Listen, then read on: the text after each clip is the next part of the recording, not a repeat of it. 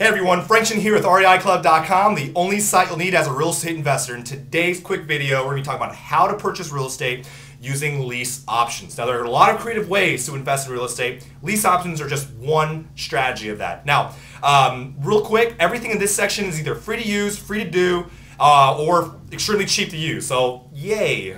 So, my first tip to you guys is we're going to be using your internet browser, and a really cool trick is using the Ctrl Find, or the find feature on these browsers. And you're really going to be searching for certain keywords for your local online newspaper ads, Craigslist, even though your local penny savers, such as your Thrifty Nickel, green sheets, etc. And it even works for any website you use, okay? It's a great feature. You're going to type in certain keywords such as rent-to-own, lease-to-own, lease-to-purchase. Really, there's a lot of ways to say the exact same thing. So what I've done is I've included some of the major keywords in the description below. But you're going to be searching for these individual terms on these pages and help you focus on these types of properties. Also, you can use these keywords in the MLS, as well as you're going to want to search for properties that have been on the market for about 90 to 180 days. That's been my hot spot. I've had the most success there. In the MLS, it's called the days on market for the MLS. Now, you can also use rent-to-own websites, which focus predominantly on finding tenant buyers who are looking to use a lease option to purchase property. So there are a ton of these websites out there. They do cost a little bit of money to have access to it, but definitely kind of take a look at those. One of the more the cheaper ways to kind of find properties, and extremely easy, of course, is simply just driving around looking for sale by owner, for rent by owner signs.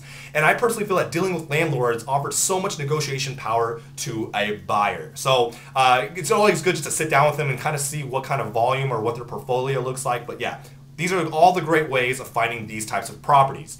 Now, the next one is going to be seller negotiations, okay? It's very important, so try to pay attention. Here we go. You must be able to explain all the benefits to the seller so they will consider and accept the idea. Now, very rarely will a seller be offering this. And if they are, they're likely an investor and it's not a good deal, okay? Or not a great deal. So, one of the things that you have to emphasize on is that you're really going to be creating a lot less stress for them as a buyer. Why?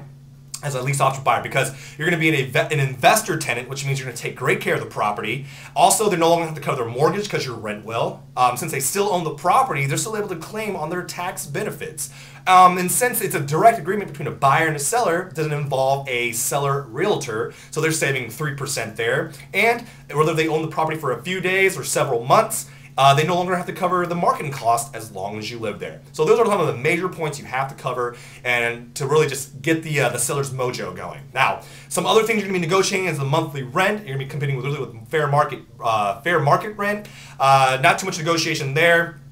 Really, your maintenance, since you don't own the property, you want to say that as a tenant buyer, you're going to cover repair costs up to $100 or up to $200, whatever you're comfortable with.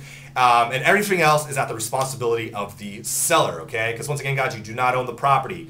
Don't put so much money into it where it creates a lot of liability for you, okay?